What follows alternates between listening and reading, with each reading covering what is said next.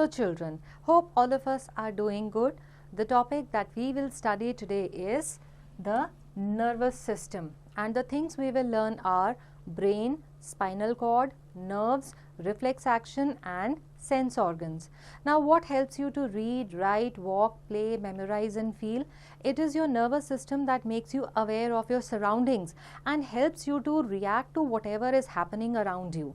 It helps other systems of your body to function properly.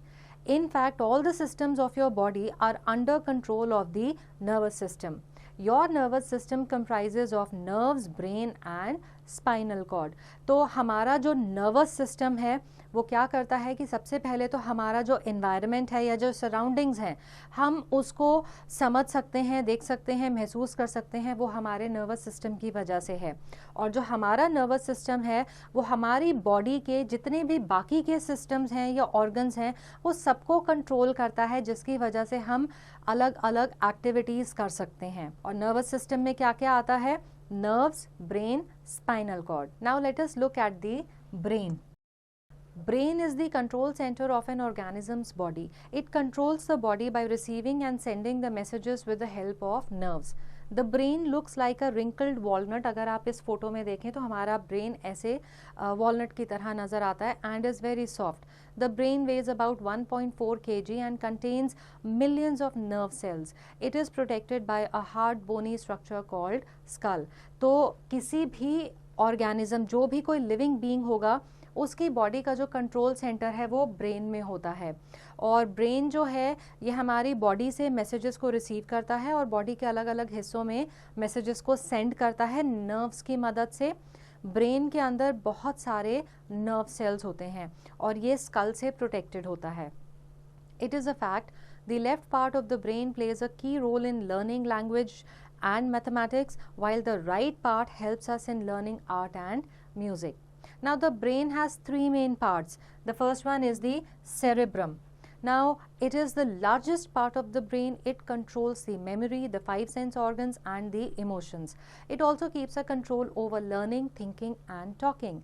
Cerebrum helps us to remember. तो brain का जो सबसे बड़ा हिस्सा है वो सेरेब्रम है। ये हमारी मेमोरी को, हमारे सेंस ऑर्गन्स को और हमारे इमोशंस को कंट्रोल करता है। इसी की वजह से हम सीख सकते हैं, सोच सकते हैं, बात कर सकते हैं और किसी भी चीज़ को याद रखने में भी सेरेब्रम ही मदद करता है। Next we have the cerebellum. Now it is present below the cerebrum. It helps you to keep your balance.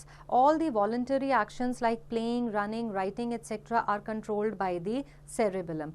तो cerebellum जो है ये हमारी बॉडी का बैलेंस मेंटेन करता है और इसके वजह से हमारे voluntary actions जो हैं खेलने, भागने, कूदने, लिखने वगैरह जैसे जो हैं वो हम कर सकते हैं।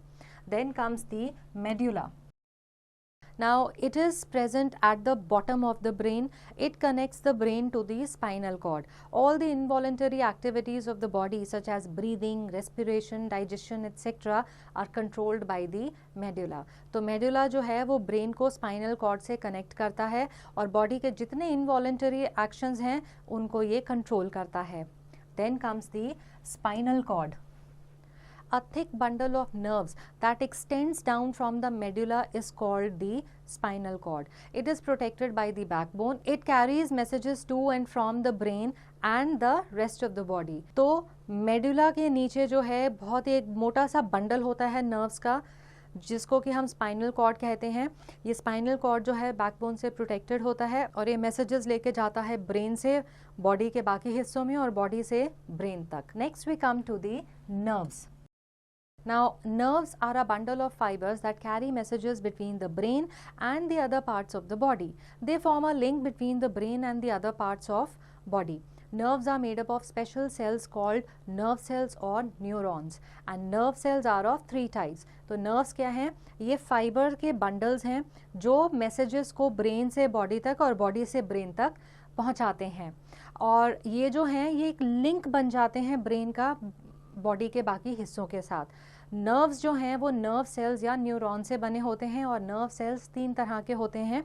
First is the sensory nerves, Now these nerves carry messages from the body parts to the brain and the spinal cord. These nerves allow sensing. तो हमारे बॉडी के अलग अलग हिस्सों से मैसेज स्पाइनल कॉर्ड और ब्रेन तक ले जाने वाले जो सेल्स हैं उनको सेंसरी नर्व्स कहा जाता है. Next we have the motor nerves. Now these carry messages from the brain and spinal cord to the muscles and glands to perform an action. Brain और spinal cord से messages हमारे muscles और जो glands हैं उन तक पहुंचाने वाले जो cells हैं उनको motor nerves कहा जाता है. Then we have the mixed nerves. Now these nerves carry messages to and from the brain and spinal cord. तो brain और spinal cord तक और उनसे बाकी के हिस्सों तक messages पहुंचाने वाले ये mixed nerves हैं. Now let us look at the reflex action. We know that the nervous system controls the actions of our body. However, some of our actions are automatic. We perform them without thinking. Such actions are called reflex actions. Now these are the actions with the help of which the body protects itself from harm. Now reflex actions take place very fast and are done without any instruction received from the brain. In a reflex action, the message reaches only to your spinal cord. The spinal cord decides what to do and quickly sends the decision to the body part. For example, when you touch the hot flame of a candle, you immediately pull your hand away, even before the brain realizes the danger. Now, blinking of eyes and watering of mouth are two other examples of reflex actions. तो वो वाले actions जिनके लिए message body से सिर्फ spinal cord तक पहुंचता है और स्पाइनल कॉर्ड से मैसेज उस बॉडी के हिस्से तक पहुंचता है किसी एक्शन के लिए ताकि बहुत ज़्यादा डैमेज ना हो, उन्हें हम रिफ्लेक्स एक्शंस कहते हैं. ये ऑटोमेटिक एक्शंस होते हैं.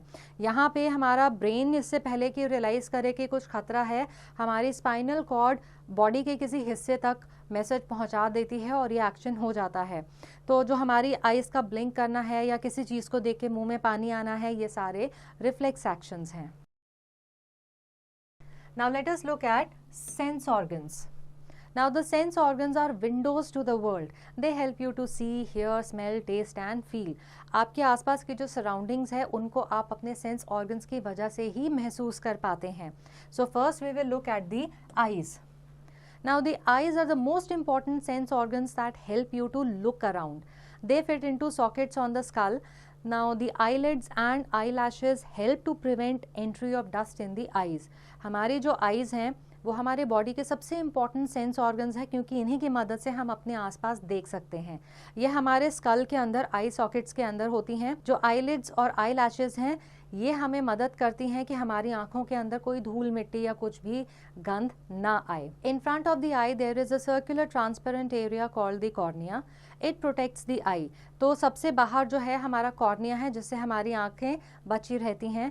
The coloured circle in the I is the iris. जो हमें अंदर एक किसी कलर का एक छोटा सा सर्कल नज़र आता है उसको हम आइरिस बोलते हैं. The black spot in the centre of the iris is called the प्यूपिल.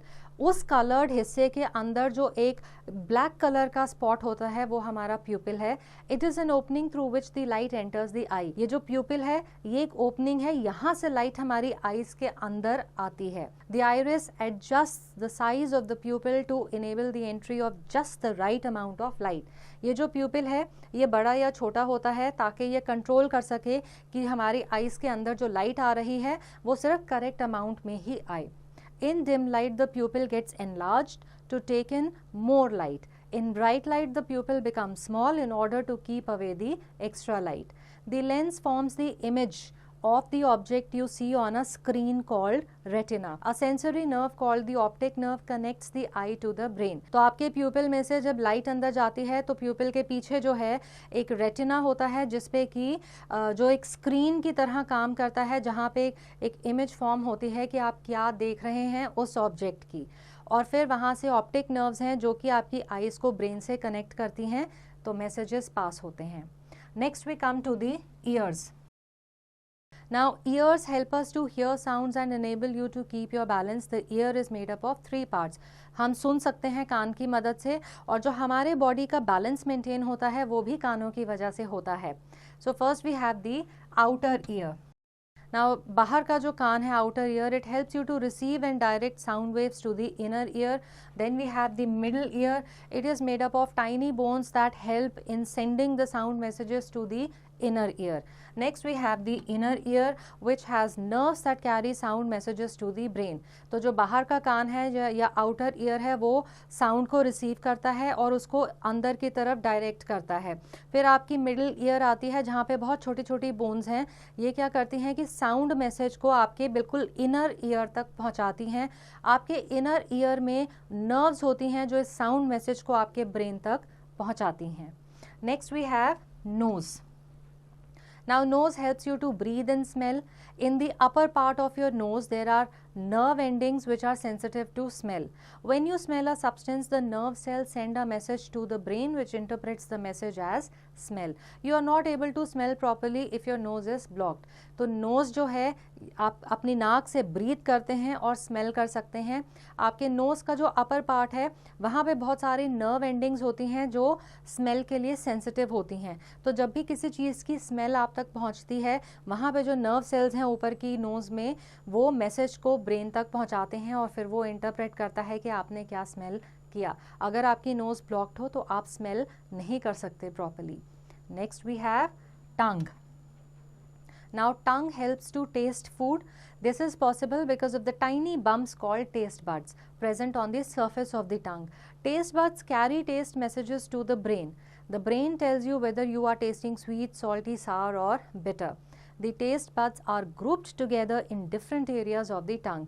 तो हमारी जो ज़बान है, टंग है, इसकी वजह से हम खाने का टेस्ट इंजॉय करते हैं. हमारी टंग में बहुत छोटे छोटे से बम्प्स होते हैं जिन्हें टेस्ट बड्स कहते हैं. ये जो टेस्ट बड्स हैं ये टेस्ट के मैसेज को हमारे ब्रेन तक पहुंचाते हैं जिससे कि फिर हमारा ब्रेन हमें बताता है कि कोई भी चीज़ मीठी है, खट्टी है, नमकीन है या कड़वी है. अब ये जो टेस्ट बड्स हैं ये ज़बान पे अलग अलग जगह पे ग्रुप्स में होते हैं. Now it is a fact, a snake smells with its tongue. That is why it keeps flickering its tongue. Now let us do it. Make a model of a tongue showing the taste zones. Use different colors of plasticine. Now let us look at skin. The outermost protective covering of the body is called skin. It comprises nerve endings which detect sensation of touch, pain, heat and cold. The pores on the surface of the skin allows body waste to be released as sweat. तो जो हमारी body की जो सबसे बाहर की covering है उसे स्किन कहते हैं. यहाँ पे बहुत ज़्यादा नर्व एंडिंग्स होती हैं जिसके वजह से हमारे ब्रेन तक मैसेज पहुंचता है किसी भी सेंसेशन का, चाहे वो टच का हो, पेन का हो, हीट का हो या कोल्ड का हो. और हमारी स्किन में बहुत सारे छोटे छोटे से पोर्स होते हैं जो अलाउ करते हैं कि हमारे बॉडी के अंदर का जो वेस्ट है वो स्वेट के फॉर्म में बाहर रिलीज हो. Now let's take a quick recap. The nervous system of our body comprises the nerves, brain and spinal cord. The nervous system controls all other systems of our body. There are three kinds of nerves in our body. They are sensory, motor and mixed nerves. Now the brain has three parts: cerebrum, cerebellum and medulla. Spinal cord carries messages to and from the brain and rest of the body, and reflex actions are under the control of the spinal cord. So I hope that this chapter is clear to all, and answering questions based on this chapter will now be easy.